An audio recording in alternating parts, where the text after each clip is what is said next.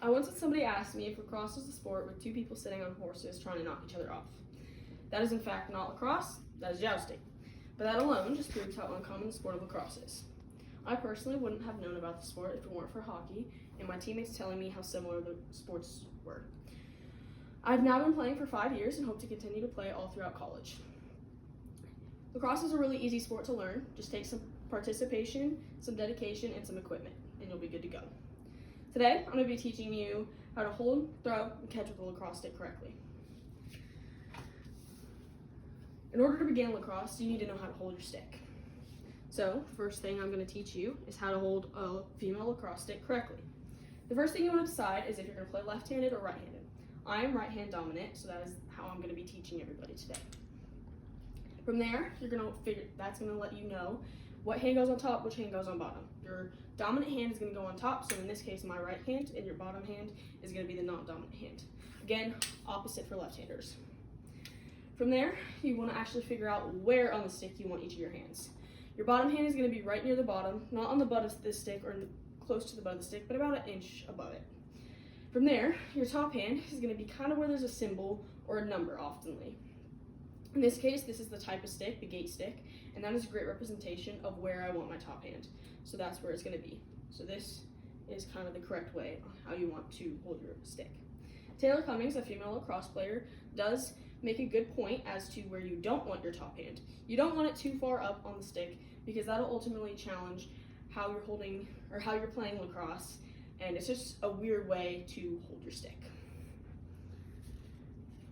After hand placement, the other skills become really easy. You're next going to want to know how to throw with a lacrosse stick.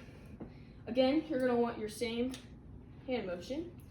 And when you have a ball, you're going to want the ball kind of in the sweet spot of the stick. It depends on the stick, but for my stick, it's going to be kind of this downward slam.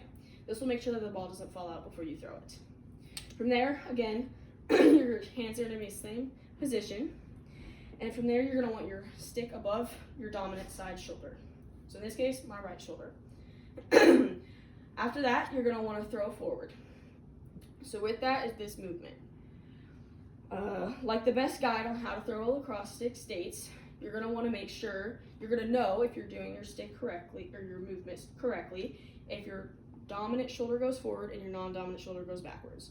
So as you see, my dominant shoulder comes forwards and my non-dominant shoulder moves backwards with my motion. That lets me know that I am doing it correctly.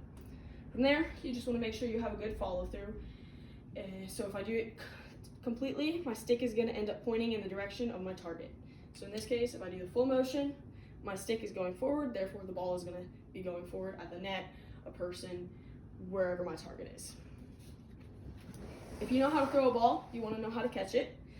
So I'm going to be teaching you how to catch with the lacrosse stick then correctly. From there, you still want your same grip, and you want your stick up kind of forward, not directly in front of you, but slightly to your dominant side. This is so you still have visibility, but also your stick is up and ready for that pass. The stick being slanted will make sure that the ball goes nicely into your stick when you're following backwards with it. You want to keep your eye on the ball all the way until the very ending position. This will make sure that the ball is in your stick and you haven't dropped it. From there, you're just going to move backwards and pretend the ball is an egg. This will make sure that your hands are soft and the ball won't bounce out as soon as it hits your stick. So again, it's just going to go right back. And the ending position just kind of depends on you. For me personally, I like to go back and end in a cradle, but for a lot of beginners, it is common that they go back and they end kind of right where they would start if they were going to throw the ball again. This video is a great showcase of how you want a ball, or how you want the correct way to throw and catch a ball.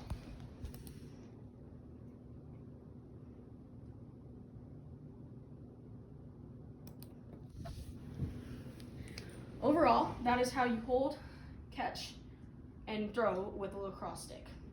And that'll get you on the journey to play lacrosse. Ultimately, you really want to make sure you have good repetition. This will ensure that your skills build and give you a good standard of how you want to play lacrosse. So I challenge you to go outside and play some practice these skills until you get them down before adding any new ones. Overall, lacrosse is a really easy sport, a fun sport, and I can guarantee you will have fun after you figure out the basics.